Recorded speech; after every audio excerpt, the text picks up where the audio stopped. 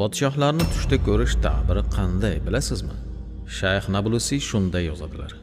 Agar tushda sultondan hadiya olsa, bu unga yaqinda surur, ya'ni xursandchilikka dalolat qiluvchi yangiliklar bo'lishiga ishoradir. Allohning ushbu so'ziga muvofiq. Bismillahirrohmanirrohim.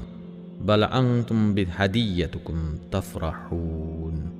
Balki sizlar hadiyalaring ila shodlanursizlar. Hadiya tushda muhabbat, sulh, uylanish kabi shodliklarga dalolat qiladi.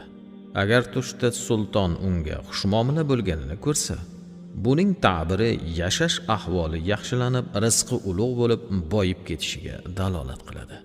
Yaxshi va yomon tushni sir saqlash ko'plab manfaatlar keltiradi. Yaxshi tushga hasad qilinsa, samarasi bo'lmasligi mumkin. Shuning uchun ham Rasul akram sallallohu alayhi va sallam tushni sir saqlashga amr qilganlar. Yomon tush ko'rgan kishi uyg'ongan zahoti chap tomoniga 3 bor tupurib, Allohdan shaytonning yomonligidan o'zidan panoh tilaydi. Hamda darhol sadaqa berilsa zarari bo'lmaydi inshaalloh taolo.